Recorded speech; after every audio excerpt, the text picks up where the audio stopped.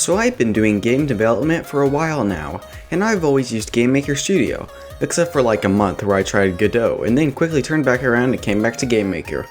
GameMaker is great, but it's not so great at making 3D games, which I do eventually want to do, so I figured that I would try to learn the basics of Unity in the only way I know how. Arbitrary deadlines.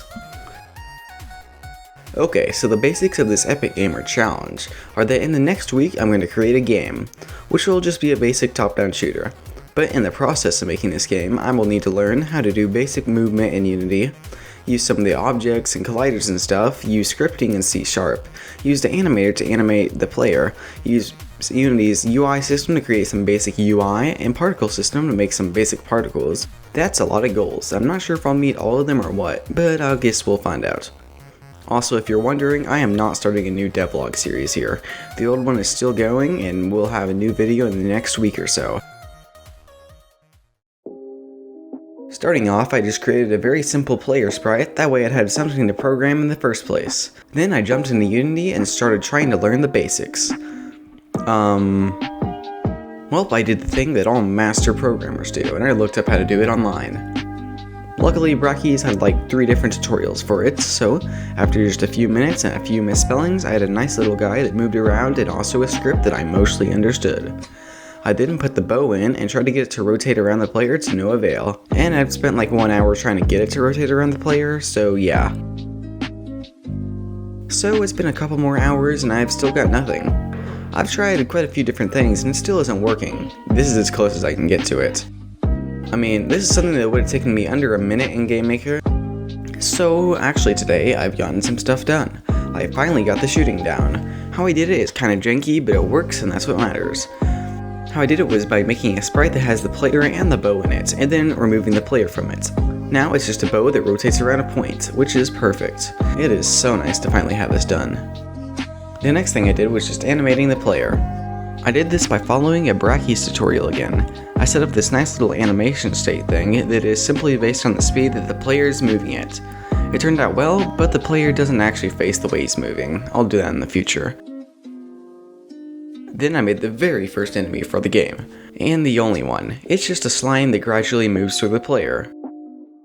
So after clearing that up, I decided to make the enemy get killed by the arrows that the player shoots. And by arrows, I mean these weird box things. Up next, I wanted to add ammo to the player and add an item that the player picks up to refill that ammo.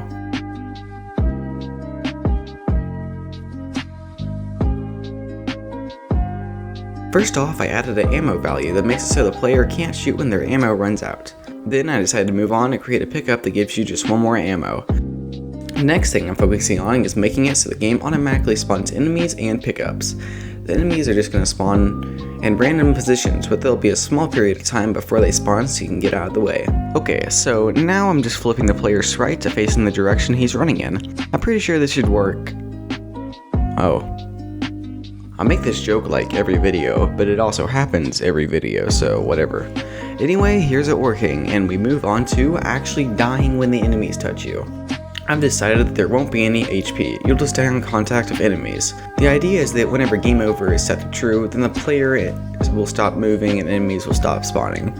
I'll also add a death animation for the player and a restart button and stuff, but right now it just stops the player from moving. The final part of the core gameplay loop was simply making the pickup spawn, and so I did that with the same system I used for the enemies. Then I changed it so the arrow pickup gives you 3 arrows but spawns more rarely. So I actually worked on a dash mechanic yesterday, but it didn't work, so I didn't really make any progress. But anyway, I'm back today, and I'm gonna make the UI finally work. So it took several hours and like 20 different Google searches to write like 4 lines of code, but the UI is finally working.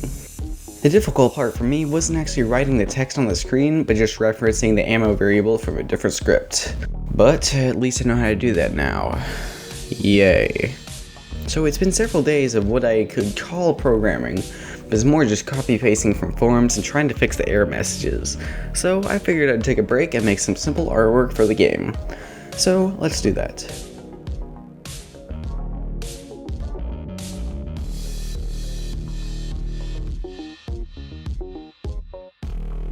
Okay, so now I have some basic art for the walls, so I followed a Braki's tutorial again to make a tile map out of that. Okay, I have that done, and the game looks much nicer now. So I'm getting very close to my deadline of 2 weeks. I'm going to make some particles, not because that's what I'd actually do with this phase of making a game, but more because the Unity particle system looks awesome and I want to try to use it. Okay, so I made something, but unfortunately it looks bad. It was supposed to be a dust particle thing, but I don't have much time left, and I don't really feel like finishing this should be a priority. It's the last day I have to work on this game. I've got 4 goals. 1, making the difficulty increase over time. 2, making the enemies have a short period of time after they spawn where they don't hurt you and don't move. And 3, making an actual arrow and pickup sprites. And 4, make a menu and just polish up some extra stuff. First off, I made the difficulty increase by just multiplying the time it takes to spawn enemies or arrows by 0.9 each time one spawns. This might be changed, but then the game gets a little bit harder over time. Second, I made the enemies take a bit of time to spawn in. When they spawn, a value named spawn time is set to like 100, and then each frame it goes down, and when it reaches 0 it is allowed to move. Finally, I added a little fade in effect to the enemy whenever it spawns in. So yeah, I'd say that the game is actually starting to feel fun to play. Now if the difficulty is increased, the player moves faster and enemies give you a bit of time to get out of the way, there is actually some strategy and fun to it. You want to force the enemies to pack up by constantly moving and then killing off all the outlying enemies that get in your way. The third task I'm doing is making an arrow sprite. Here it is. It isn't great, but it is slightly better than what I had. Now for the final task, I'm just making a menu and a score counter. I'll do the score counter because it's easier. I'm just going to round the time and set it to display. Boom. I also made the other text looks less red. I also made a dead sprite for the player and added it to the game using an animator. Then I made it so the player doesn't move extra fast on diagonals and also animates on them. Then I made it so stuff stops spawning whenever the player is dead. Finally, I updated the shooting script so the player can't shoot when dead and also hid the bow. Now making the menus is a bit bigger task, so I'll be using the help of my friend Brakis. So I made a new scene and made a tile and a play and quit button. The scene has a background that is literally just a darkened screenshot of the game. But when the player button is pressed, the game goes into the main scene. Then I made it so that after the player dies in the game, it waits a bit and then goes back to the menu scene.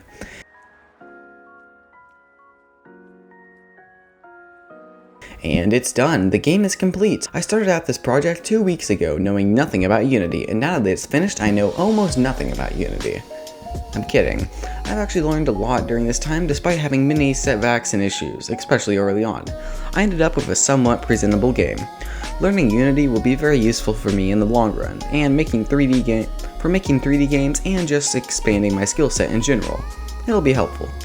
Anyways, thanks for watching this video. If you enjoyed, be sure to like and subscribe for more absolutely glorious content. Bye.